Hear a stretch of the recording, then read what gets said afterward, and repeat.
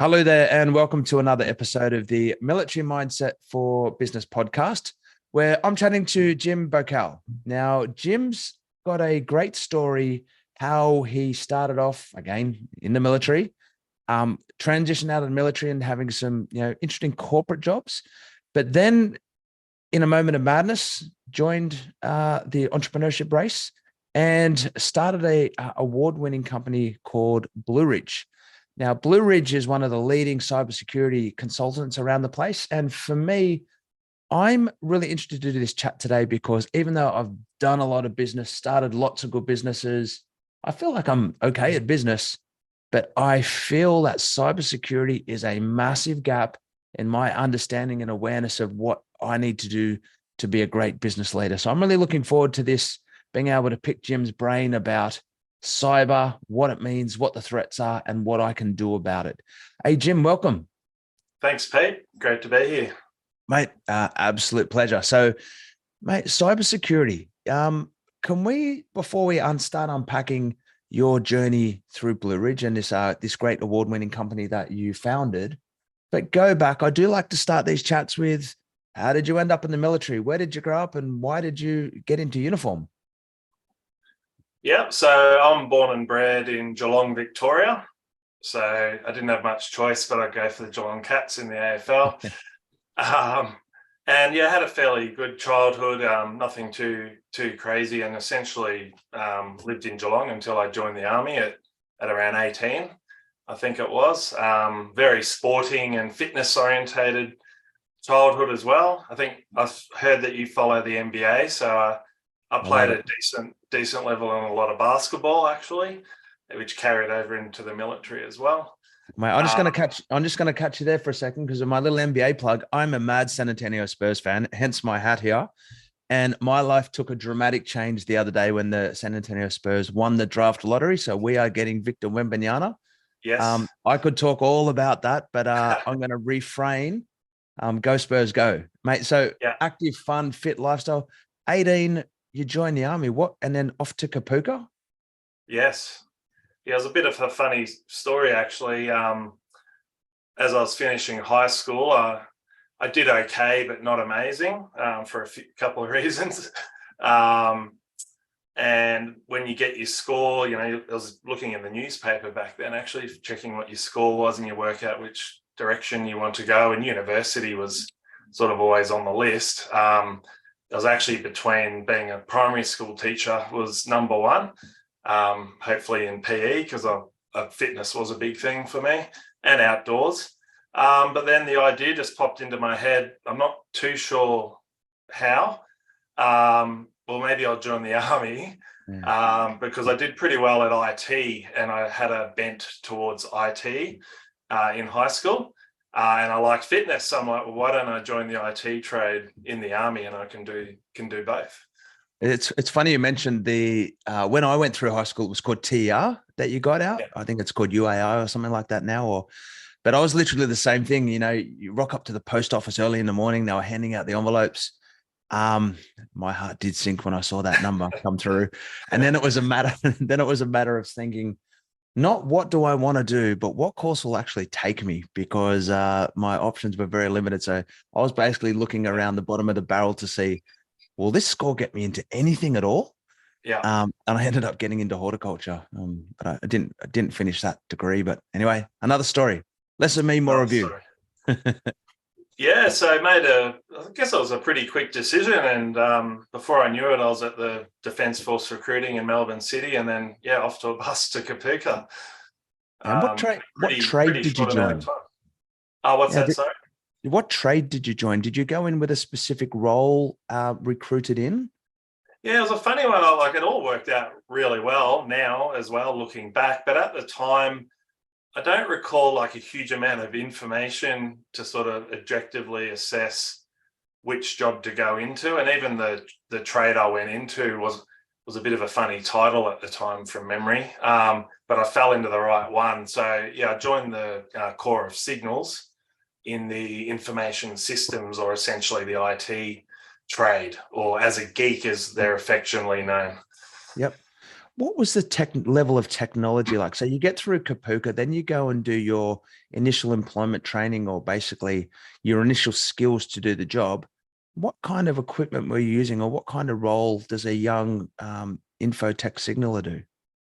Yeah, I had a great time at my IET training too. It was almost a year of IT training at the School of Signals, so I really did well in that environment when it was quite sort of academic as well, and with a practical flavour. Essentially, once you get out to the units, there's kit that's the deployable information environment, or the deployable local area networks. So when the Defence Force deploys on field or deployments, they essentially take out the protected and the secret networks, but in a deployable version, so the units and the commanders can still access the applications and mission platforms that they need to. And there's a number of other networks these days, but essentially it was the deployable, an extension of the deployable strategic network, so they can still do their job out field.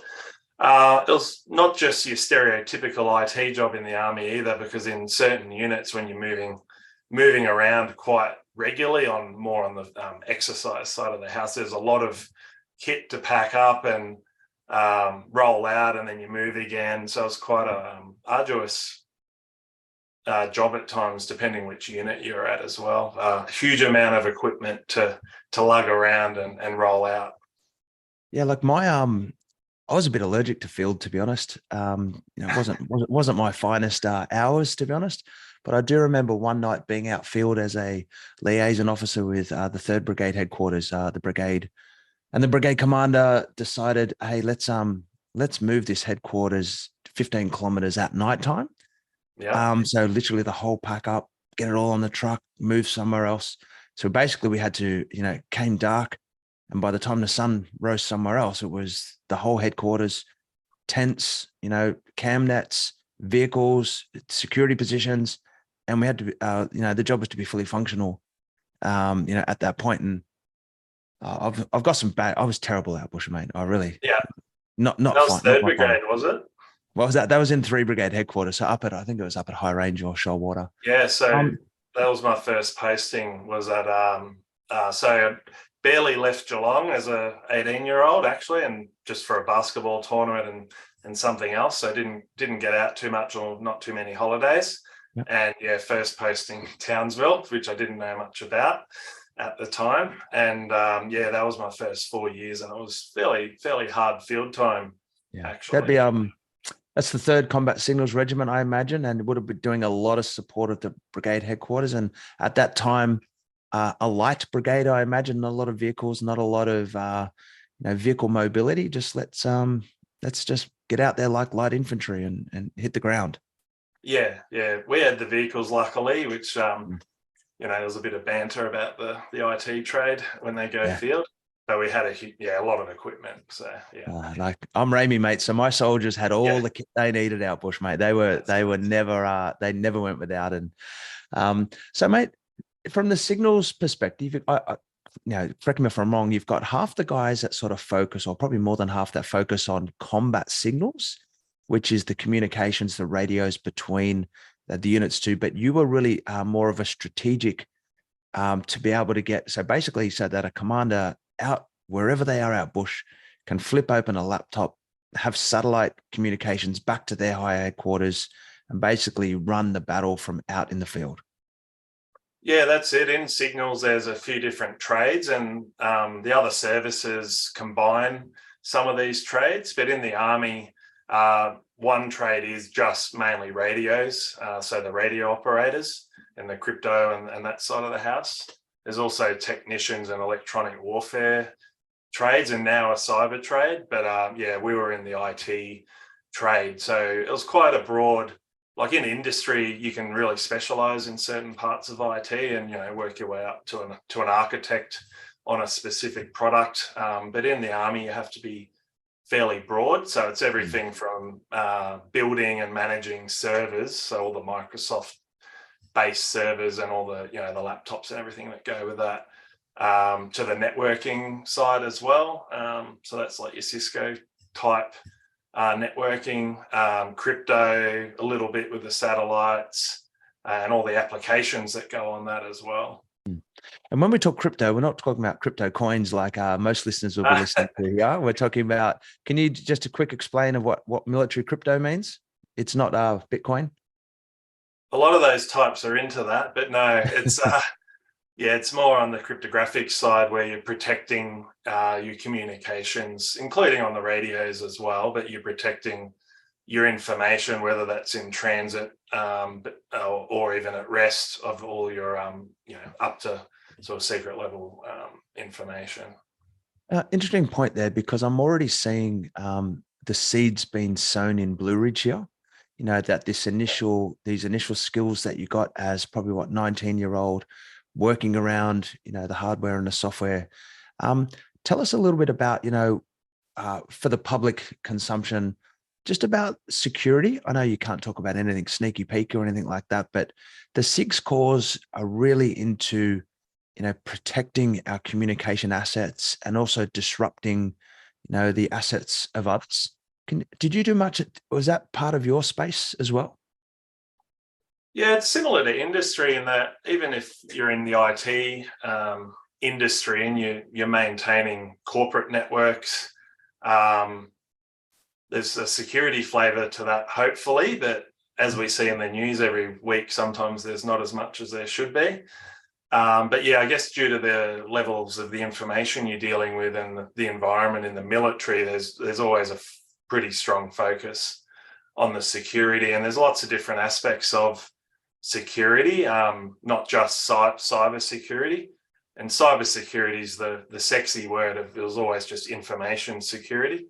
Yeah. But the military is probably a lot bigger than industry on things like physical security, personnel security, and some other components of that as well, which there is a lot of crossover depending what areas you work in, to still make sure you're considering, at the most basic level, physical security. But yeah, I'm mainly in the cybersecurity field, even though there's quite a bit of crossover. And this training or these drills, that this becomes just par for the course in the military, this level of, protecting our information, making sure that information is on a need to know basis. What I want to have a quick chat to you about is for those of us in the military, getting to deploy on operations is really a highlight of our career. And a lot of people might not sort of realize, but we actually want to deploy and we want to go out and, practice what we do in the big game. Can you share any thoughts or, experiences that you had on your deployments? Yeah, so I deployed pretty early in my career as a young 20-year-old. Got the call up pretty early on in the days of the Iraq war. So I got the call up and deployed with SecDet. It was called Security Detachment 1. So I think that it went on to SecDet however many, 20 or something. I'm not too sure. But the mission essentially was to protect the Australian embassy and the ambassador. So it was quite a small detachment at that time of mainly CAV MPs for close quarter protection, some infantry, and then obviously I was the signals one, maintaining a fairly small little network, and part of that's for welfare as well for the soldiers, so that they can email their family and call their family. But yeah, that was a pretty interesting experience. As I had my 21st birthday over there. No alcohol. But it was a positive experience because it was back then quite rough and ready, I guess I'd describe it. It wasn't in the green zone. I was out in the suburbs in a sort of an unused building, essentially right next to the embassy in Iraq. So it was a pretty cool experience as a 20-year-old. You must have been, I say this in inverted commas, lucky to get that gig as well, because Security Detachment 1, by the time they build the team that they need, there mustn't have been many of you, and there must have been a lot of people in Australia that would have been aching to get that gig. So a real score to be able to go and experience the real game. Definitely. Yeah. And the information systems trade in the Army's always been deemed a critical trade, which I'm sure we'll talk about later, but there's a bit of a retention issue, probably because there's really good options out in industry due to the training you do get. So generally they have struggled with finding the people for the deployments, and obviously as that ramped up later in time as well. But yeah, I was a fairly driven, motivated, fit young man, so I guess I ticked the box that I was actually deployable. And the section up in it was 103 Signal Squadron at the time before it moved into 3 CSR, was actually quite small back then. It's obviously grown a lot since. So yeah, maybe right time, right place as well. And what was Iraq like at that time? I don't want to give your age away here, but are we sort of looking, so this is Gulf War II. Are we looking at early 2000s-ish? Yeah, it was a touch after that. So it would have been 2003. Yeah. Yep. And what was happening in country at that time?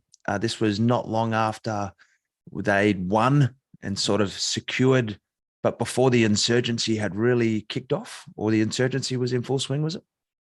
Yeah, and we were not sheltered, is not the right word, but we were in this sort of an unused, not 10-story type or more building in the burbs. And then they had the headquarters back at one of the palaces. So yeah, we weren't hugely involved in the broader side, I guess. We were there for quite a specific mission and our own little entity protecting the embassy. But it was pretty good at that stage. There weren't any huge incidents for Australians that I was aware of at the time. There was obviously a lot of US things happening. But unfortunately, after I left, a few like bombings and things happened for people I knew as well. So maybe we got known about a bit more and flew under the radar right at the start. I'm not too sure. But we spent a lot of time fortifying that area when I was there, which was pretty hard work, with 1,000 sandbags or whatever it was at the time. It was probably about 60 degrees too, I remember. I used to drink about 10 litres of water a day. But yeah, nothing too crazy. There was a lot of patrols and out in the armoured vehicles protecting the sort of the ambassador as he moved around the area. What a gig, mate, for a 20, 21-year-old private or lance corporal or, junior ranks there, far away from home, living that kind of experience. I'm sure, as you said, plenty of sandbag filling and plenty of time on picket. Yeah. So, mate, after run through the rest of your career, how you specialized after that deployment, and what really got you to the point of saying, it's been great, Army, but see you later. Yeah, after Townsville, it became a bit of a pattern, actually. I was always pretty driven to do well, and I ended up progressing up the ranks reasonably quickly. But Army loves you to get variety generally, and it's always a bit of a battle to have some stability, which was part of why I ended up leaving. So I ended up moving around, posting every 2 years for the rest of my career, and I was in for just over 15. And each one of those moves was interstate, but I was always seeking variety to sort of do different kinds of postings, so not just do the signals regiments the whole time. So, and I was always a bit more technical than Reggie as well, and I enjoyed, even though I sort of went up the ranks, to stay on the more technical side. So yeah, essentially in a nutshell, I posted around every 2 years, progressed up the ranks, did my last posting at the School of Signals, so sort of come full circle, and loved it there as a Victorian. I was finally near some family with kids to help out for the first time ever.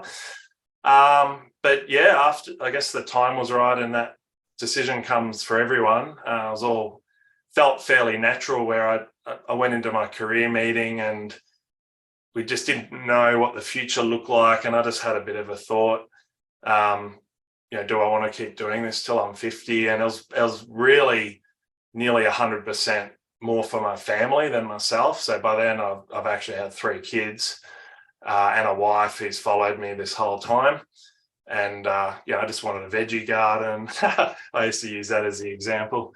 I had to dig one up or fill one back over once in one of my defense houses, which was terrible because it was put it back the way you got it. Yeah.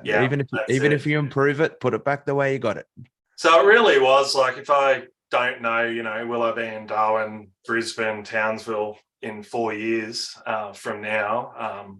More so for my family, with the moving schools and my wife's career, thought the time's probably right. And it was a big decision because I had been quite driven and got up to warrant officer and, put 15 years into the career essentially. But fortunately, I was very lucky, and you never know at the time, 15 years back, but the trade I joined does have good prospects on the outside. So I was one of the lucky ones, I would say, because there's lots of options if you do make that call. Yeah, and it's one thing with the military is not every job seems to have just very clear transferable skills. Yeah. But there are so many jobs with amazing, just direct transferable skills. And particularly this sort of became your thing now. I always see, when people transition, it's either like, man, I'm never doing that again. And they want to try and, total fresh start, do something new. And other people, particularly in my core, which was the electrical and mechanical engineers or the tradies of the army, this is what they do. They love it. And they go out and they either go out and find jobs in this space or create businesses. But your journey into entrepreneurship doesn't start quite yet, does it? So you transition out. Tell us about those years until we, plant the seeds of Bluerydge. Yeah, and some of my own experiences, firstly when I separated, but then worked for some other companies, did shape me thinking we could do a pretty good job and create something special ourselves. And really look after our people. So some of the experiences shaped that later on. But I had pretty good experiences as well when I separated, although it's always scary after a long time. And I'm pretty passionate on this side of the house with helping others separate, or just give them some advice on industry as well.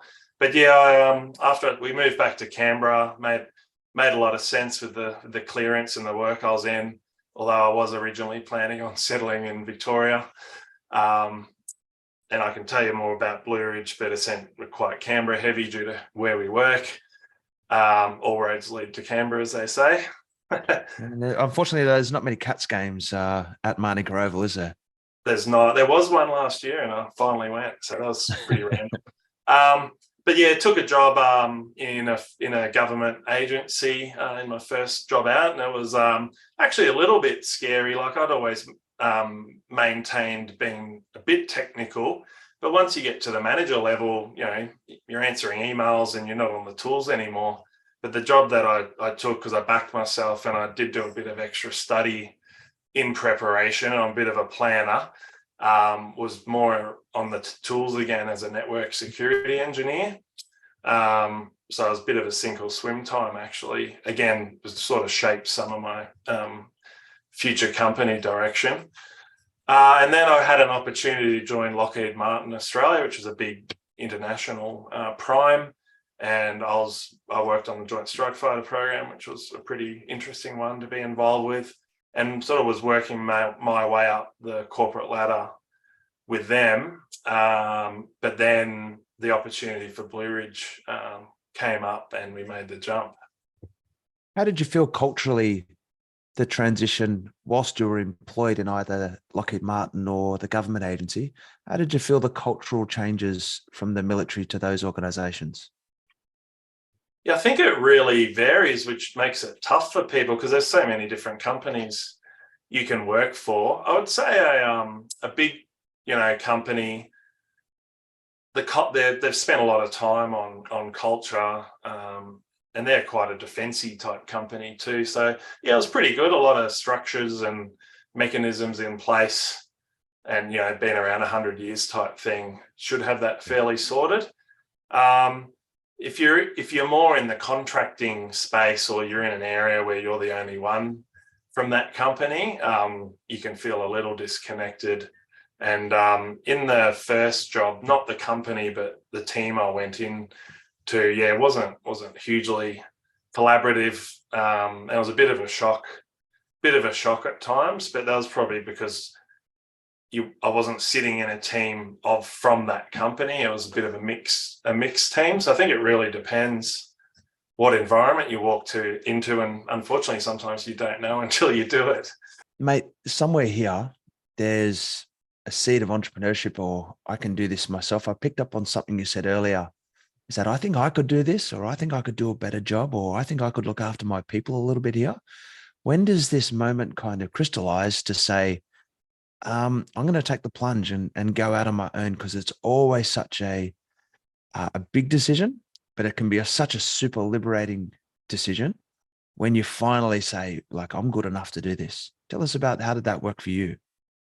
Yeah, well, so I've always been more of a passionate, and I think I'm good at more being a leader and managing people. Sort of thrust upon you in the army as you say you're a 21-year-old corporal and you're out field leading teams. There's a lot of responsibility there. So I've always been motivated more as a leader and a manager, including once I left the army to sort of climb those positions and do that. Entrepreneurship and the opportunity for Bluerydge came to me from my two other business partners. So Adam Haskard and Tom Kazan had done something a little bit previously, so they had a little bit of experience in that space, and they had an idea, sort of a general idea on all of this, and sort of came to me thinking we'd be a pretty good team, which we are, to do this together. And yeah, it's paid off, obviously, but we're all, I think a key point which we could talk about more is we're actually three different personalities and different personality types, but we'll always come back to a consensus. But I think that's really important. So we had three key pieces sort of all line up very nicely from our own three individual experiences, thinking we could do this together at the right time. Because I've seen a few things recently I've watched around business and what the successful businesses and what some of the most important metrics is, and I think timing was up there, if not number one. Mate, this is such an important point, because I can say with zero hesitation, if I didn't have my business partner, who's Matt Mosley, he was one of my army classmates with me, I would not be successful at all, because my personality, I'm a butterfly chasing ideas guy that has a lot of problem with detail and execution. Yeah. And Matt is the exact opposite. So there's a couple of books about this. One of the more common ones called Rocket Fuel, which they talk about visionaries and integrators. And I actually think it would be, I literally would not be able to run a business, I don't believe, by myself. I could come up with a new idea like every other day for something. Yeah. But ideas are worth nothing. Execution is the 95% value of the business. Now, when you can find those great synergies, so number one thing is like finding someone you trust is so critical. And I unfortunately lost a friendship many years ago in my first business venture with another army mate. And it still grinds me to this day that, my lack of understanding and lack of knowledge. And it just was just such a shame. So you've got to pick your partners well. The trust thing has to be implicit. So tell us about the three-headed monster of your team and how your dynamics work. Yeah, sounds a little similar actually, which we often joke about. How you need it, but it's a little funny with the ideas people and the details people. But yeah, I guess I can see why it is hard in business, and not all businesses succeed. Completely agree. Without that trust and finding people that you gel with, but also trust, especially when I guess financials are involved in things later, is actually quite tricky, I think. And we just count our lucky chickens every week that we the three of us found each other. We're all good humans first and foremost, do the right thing, same morals, all driven, but different personalities actually might be hard to find, I guess, now that I reflect on that. But can't agree anymore on the trust thing being number one. And yeah, unfortunately, even recently, I've observed a couple people come unstuck, and it's generally, from what I've seen in my limited experience, is compared to you, is the board level or founder sort of level, things not quite working out or going in different directions. Yeah, it's a really interesting one. It's so one of the things that obviously with the trust piece is you can trust and like as much as you like, but there's a couple of things that I'd highly recommend is like, speaking to a lawyer about getting some shareholders agreements and some mechanisms that you can park your friendship or your relationship aside and go back to those agreed facts. But but the trusting's got to be there. Like, we turn over millions of dollars a year in the business, and I don't have a concept of money. This sounds funny. Like sometimes I'll go to a restaurant and for some reason, I'll look at the price of a meal and I'm like, oh, I don't want to spend $39 on a steak. I'll get the $36 one. Like $3, man. Who cares? Then on the other hand, I'll spend 10 or 20 grand I'll just buy that. That's easy. So and so because I don't have a good relationship or understanding of money from that sort of perspective, having someone there that's covered, that's super tight with the details. And now Matt is able to forecast our BAS statements within a couple of $100 every quarter. It's really, really a great asset. Now, the other thing with how partnerships can really leverage businesses, because there's purely just so much to do. Like how do you get the time to do all of this stuff, particularly when you're a startup, you don't have, a lot of revenue, you don't have a lot of cash at hand to be able to invest in the right people. So for me, it's been the right model, but for other people out there, I know that they're brave enough to do it themselves and just crack on. But for me, the right partnership has been the catalyst of success without doubt. Yeah, absolutely. Yeah. So trust is number one. And I agree with you on the personality front. We often joke about this a little bit, and the three of us actually did a personality test, which I think is pretty valuable for anyone to do, but business partners to do as well, to help understand each other. So yes, we've got a bit of a mix too, and we've got the ideas people. We're all fairly balanced, but I'm definitely the details sort of person as well, bit more process driven. This and is the disc profile, is it? Sorry? Did you do a disc profile? We did, yes. I've actually, I've been reading a few books about that. It's just a bit of an interest I've got actually on the personality front, which, is not only good for business, but relationships too, and also kids and, just everyday human interactions. So I find that side of it fascinating, actually. So on the disc spectrum, what are you? I guess, because there's spectrums of how hardcore you are of each one as well. And I think you normally have two dominant ones. I'm a D and a C. Yep. Yeah. So it's really interesting because when I first did mine, I was a DI, which means quite assertive, jump into it, make a decision quite quickly. Yeah.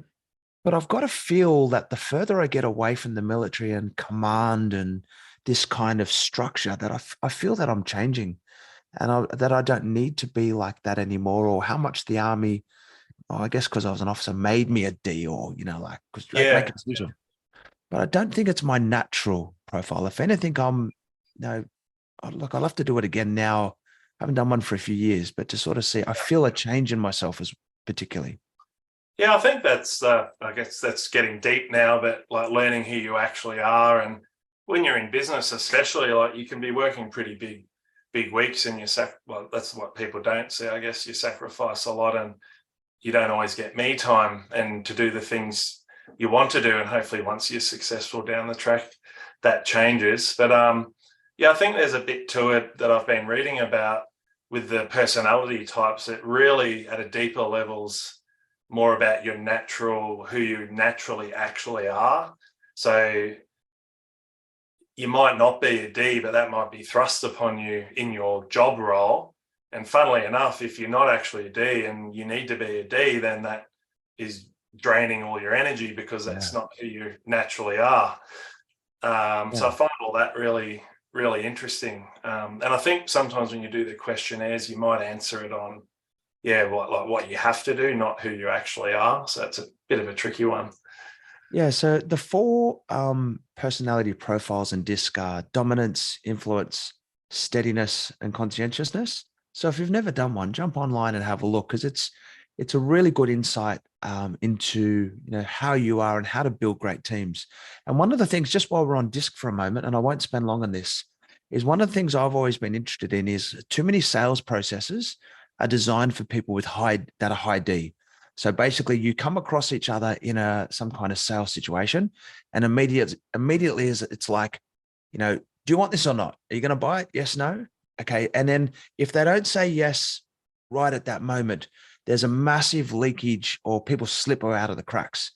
But the S's and the C's, their money is worth just as much as the people that have really dominant and spur of the moment kind of decision making. People who are steady and conscientious, that they need to consider, they need all the facts, they need to do a bit of diligence and sort of work out, is this really the right for me? Now, if you design your sales process that allows the D's and the I's to jump through quickly and make the decision, we don't want to stop them. If they want to buy, let them buy. But for the S's and the C's, craft your sales process to give them the information, to nurture them, to consider them. Because if they end up becoming your customer, they are very deliberate about why they chose you, and long-term lifetime value of client, they are less likely to jump at the next shiny thing, and they'll probably stick around. Whereas you sell something to a D&I and they're like, oh, sweet, love it, let's go. They're going to be chasing the next shiny thing because that's their nature. That's it. Yeah. Fascinating. So one of the things we like to do at Trusted Process is really make sure that when you're building a sales process out, that make sure you consider all of your audience. Because like I said, the S's and C's will take a little bit longer to get there, but their money's just as good and they'll probably stick around for the long run. Mate, can I come back now to Bluerydge? Can you tell us about Bluerydge, what you do, who's your best customers? Give us a bit of a spin on the shop. Yeah, so Bluerydge in a nutshell is a cybersecurity and technology consulting firm. The three of us that came together to create it all came from IT and cybersecurity backgrounds ourselves. So we're fairly proud of that, actually, that everyone in the company is actually from that background as well. When we were starting, and even up till now, we really were, a large component of the company was consulting across the full breadth of cybersecurity disciplines, because cybersecurity actually can be a broad field. Bluerydge does it all, which is pretty cool. And that's everything from more your governance, risk, compliance, advisory, risk assessments, all the way through to the more technical fields, which is your penetration testing, which is quite a specialized field and takes a lot of training to get up to a fairly good penetration tester, because you can do a bit of damage, and everything in between. So that's security engineering, IT, auditing, etc. Earlier on, and like I said, even up until now, we have a strong focus supporting federal government and defense agencies. So we're in a lot of those areas, working in integrated teams as a consultancy, but providing that cybersecurity and IT expertise. But we're pretty ambitious, and we've always been, as we scale, which scale, I guess, is a whole topic in itself, looking at diversifying. And truly, our core focus is our people, which has served us well.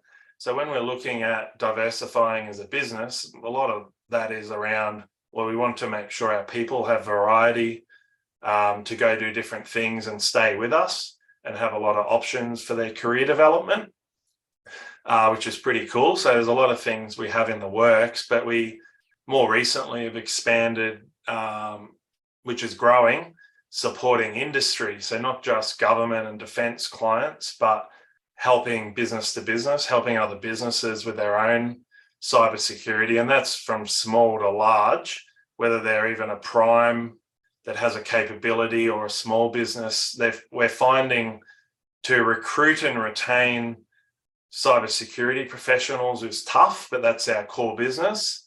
And it's easier for them to come to a specialist, an Australian veteran type specialist company is easier and a good look for them, and more cost effective and efficient as well.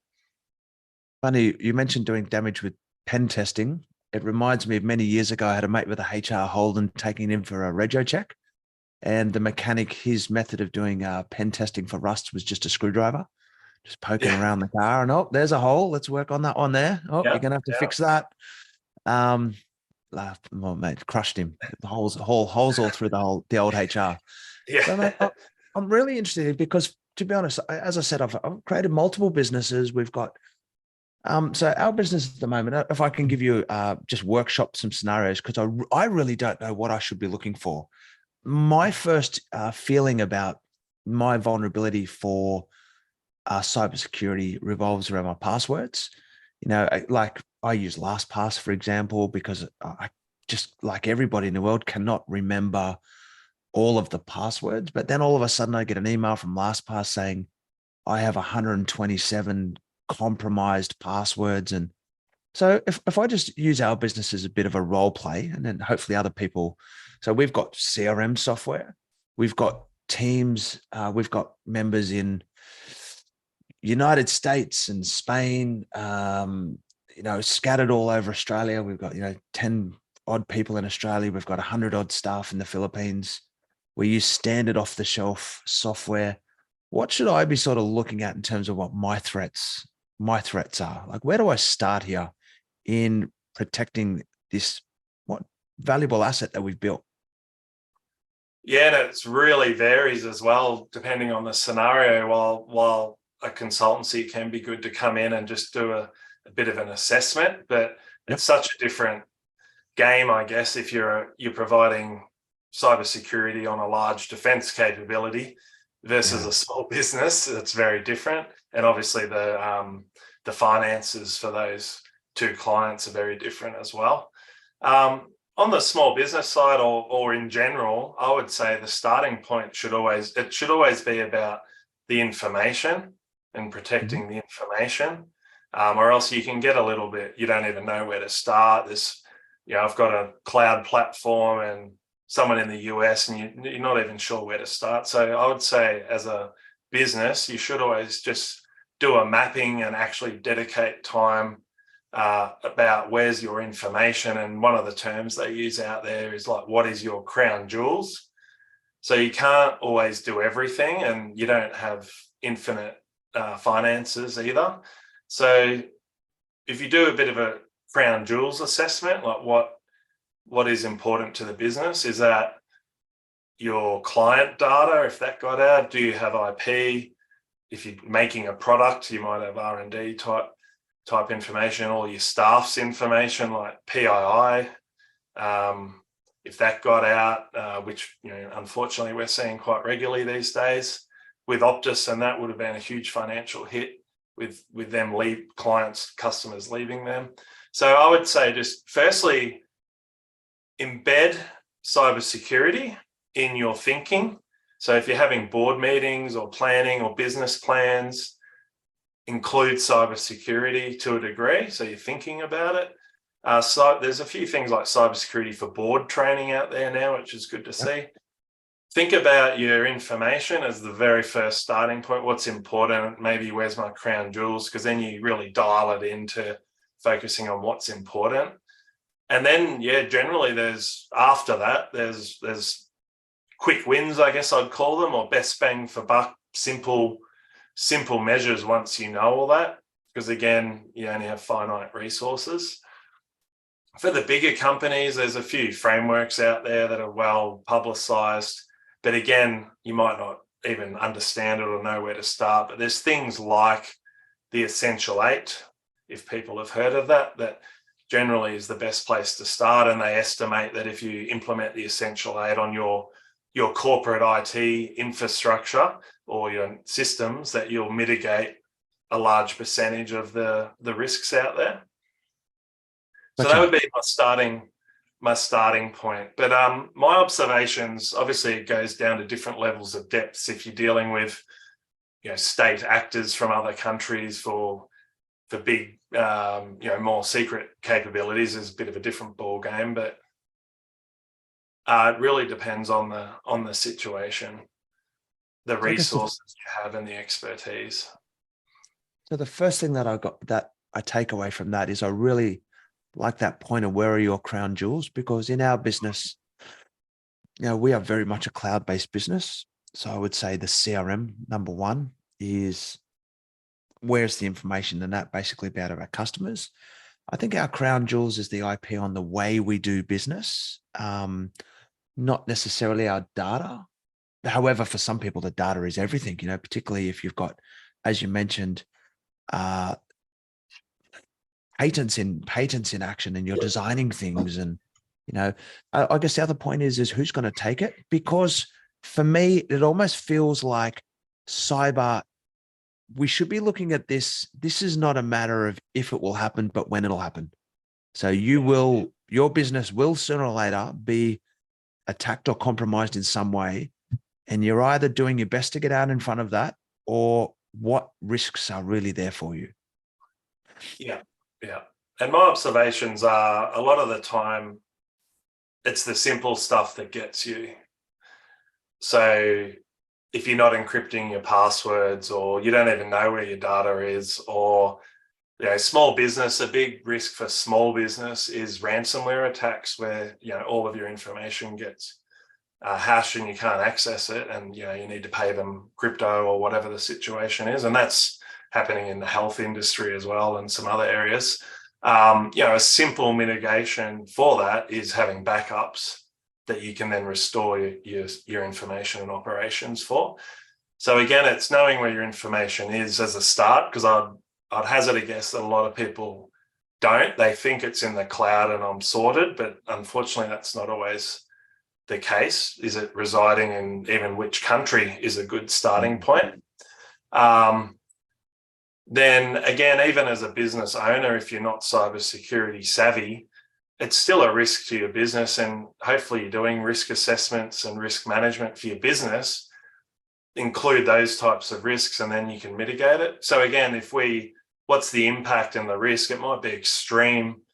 The business is dead if all our information's unavailable for 3 days, or our system goes down for 3 days. Well, then you put a mitigation in place, which might be, we are going to invest in a decent backup system, or have a backup cloud instance so we can restore within 1 hour. But it's quite a logical process and time that you need to spend working through that. And it really should come back to risk a lot of the time as well. I think one of the big things here is you do what you're good at, and let other people do what they're good at. So for example, in my car now, when I had my old Kingswood, I used to be able to open the bonnet and pretty well change anything on there. I could change a water pump, fuel pumps, carburetor or whatever.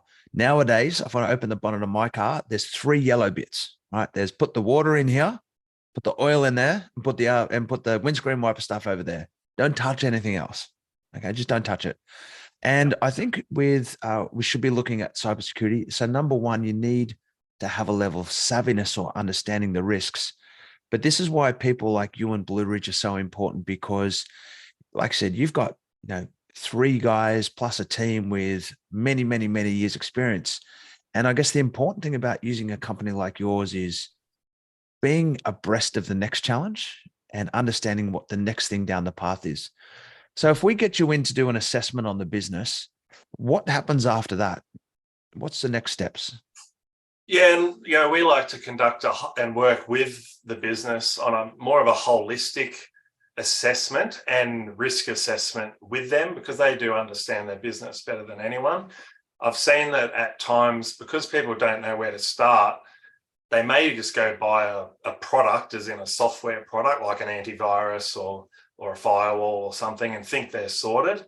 But that is maybe protecting one component of all of this, or not, if it's not configured and managed properly. So it's much more than just buying a cybersecurity product to protect you, it's also about the people and the processes. So we break it down into people, process, technology. It can be the people that, well, they do say that people are the weakest link, whereas sometimes the focus a lot is just on the next shiny technology piece. So I like the holistic people, process, technology approach when we're looking at cybersecurity.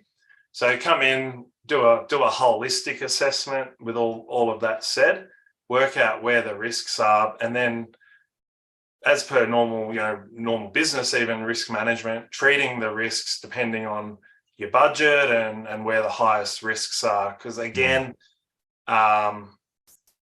you've only got finite resources and you can only do so much. So you really, obviously, once you know the risks, which a lot of the time isn't known, treat the highest risks with the resources you have, and you may actually be able to accept some of the other risks. And that's the process you work through, and then you manage those risks as well, which sometimes can get left. Sort of, you do your risk assessment and forget about it for a few years, managing the risk on an ongoing basis, as well as risks and threats do change out there. It really brings me back to one of the principles of military mindset for business, which is planning. And a lot of what says a couple of things here. There is defense in depth, or how we had layered defensive positions. But interesting from a planning perspective is I do a lot. So number one, I do a lot of work with, business owners, and number one, if they have a plan in the first place, which is rare enough, that plan is always based around great things that'll happen. Like, I'm going to do this, and then we'll create more sales, which will give me more money to do that. And then after that, I'll do this.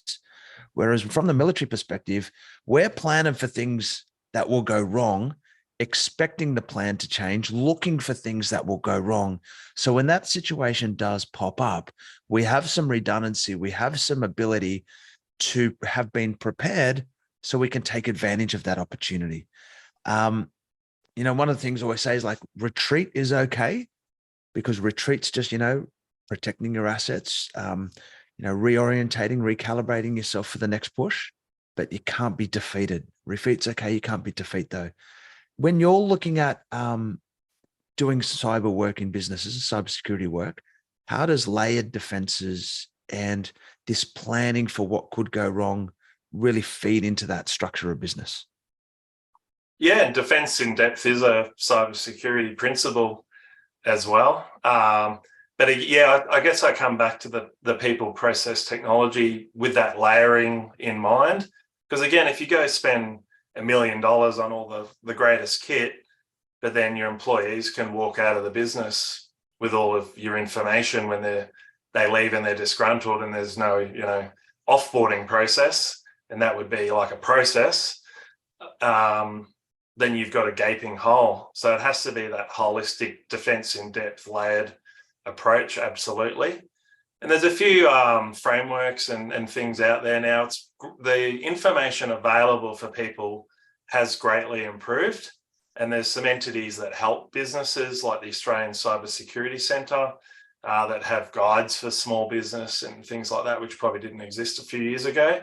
But again, it's having the expertise to digest and implement those things. But it's very different for a sole mum and pop shop at home than a big defense entity. But there's always a lot of sort of simple things you can do to greatly reduce going back to risk, greatly reduce your risk. And that might be, you've got a home router in your office and it's just you starting up a business. Well, is there any security on that router, which is probably a few settings you can build in, probably reduce your risk a whole lot.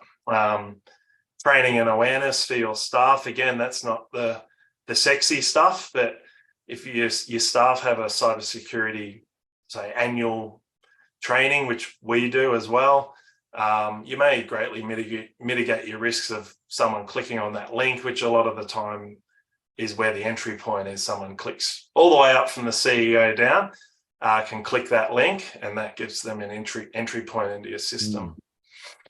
It's interesting you do the people, process, technology piece, because it's a little bit accidental, I believe, but our pyramid of the military mindset model is based on 5 Ps. At the bottom it's what's your purpose? Why do you exist? And that comes from Army and mission statements, things like that. After we know why we exist, we plan for it to come into reality. So we have our purpose and then we have our planning. But the top three are far more executional: process, platforms, and people.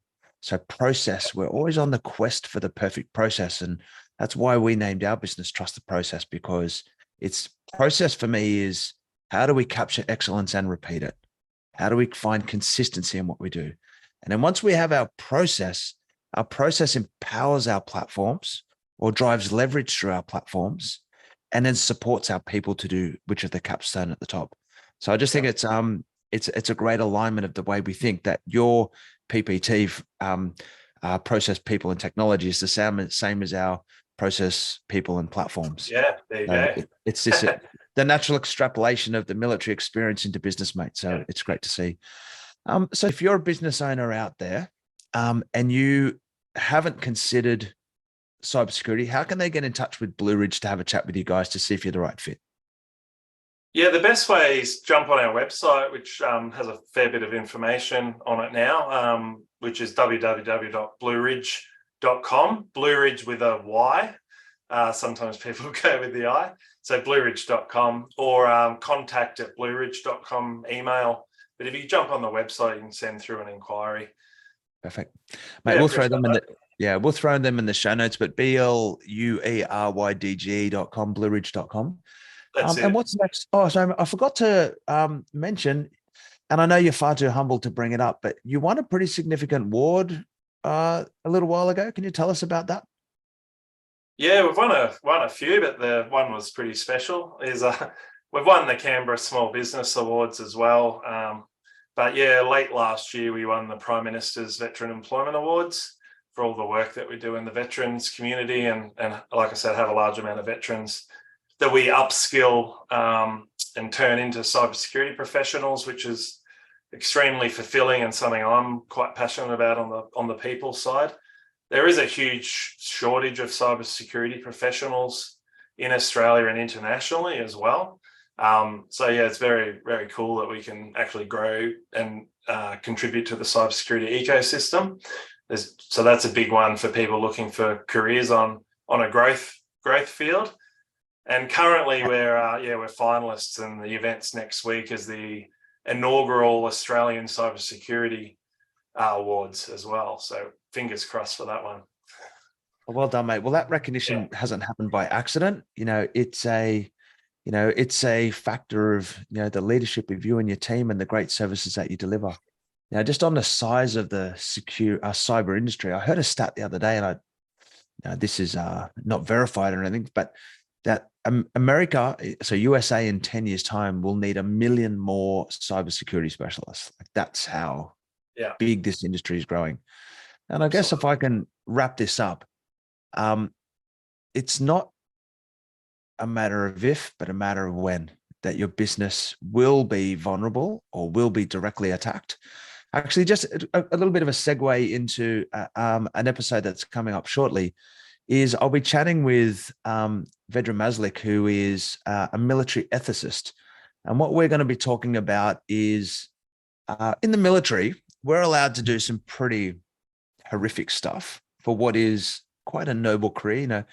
We talk about it all being, we do this stuff when we come home for tea and medals and all of this thing. But in the military, basically, we are allowed to lie, cheat, feint, manipulate, sabotage, destroy, and ultimately kill at will to achieve our means, and we do that in the operational space to win.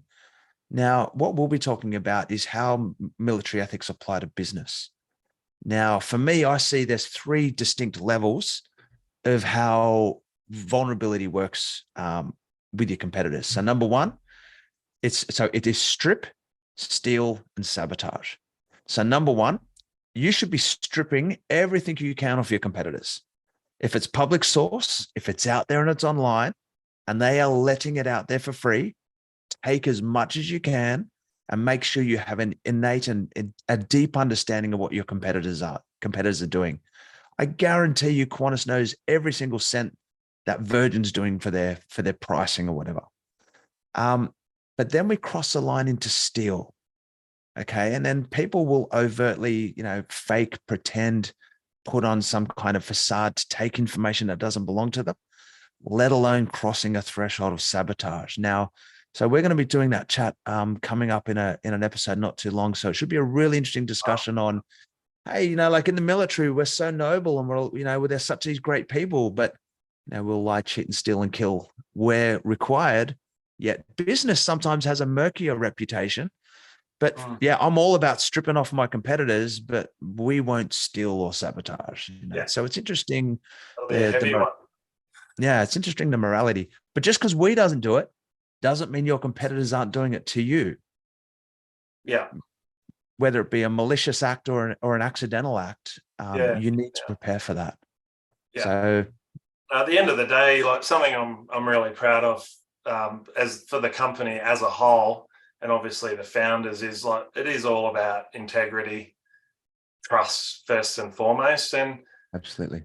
I mean, all our focus has been, which isn't rocket science, is look after our people and deliver quality and actual tangible outcomes for our customers. And we always try and just come back to those two simple tenets, but always do the right thing.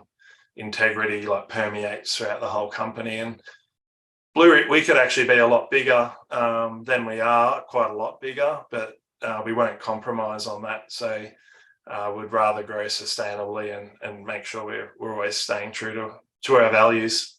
So that's a heavy topic then you just mentioned. Yeah, should be good fun. Yeah. And Jim, I think that's I'm a passionate advocate of veteran entrepreneurship and getting people making a conscious choice to choose veteran community businesses and to make that choice. And this is one of the reasons, like people like yourself who have character and integrity, when these traits or characteristics that come through part of our military upbringing and the fabric of who we are as military personnel, we now then take these values into business. I'm just making sure I don't contradict myself there when I talk about all of the lying and the stealing and the killing. I'm talking about the character side of it and character side of it. Hopefully not too much killing in business, but yeah. No, there's not, hopefully. Jim, really interesting to chat, mate. It's really given me an awareness of, a raised awareness of my vulnerability in business and what we're doing. Like right now, I do not know exactly where every bit of my information is. I know there's some in AWS services in the US. Where's Google Cloud based? I don't really know that question. What about our proposal software with all our finance and Xero? And, we've probably got 10 off the shelf platforms, Stripe, all this other kind of stuff that I really don't know where that data is, to be honest. So that's my big takeaway is, where's my crown jewels? I better go and have a look. Yeah. Make sure they're still there. Give you something to do on the weekend. Definitely. Jim, thanks for joining us. Bluerydge with a y.com. If you want to talk to a serious player who knows what they're on about and get that foundation guidance about what you can do in business to protect, your assets, get in touch with Jim and his team. Thank you very much, mate. Thanks, Pete. Appreciate it. A pleasure. Okay, that wraps it. Another episode of Military Mindset for Business. My name's Pete Liston. Out.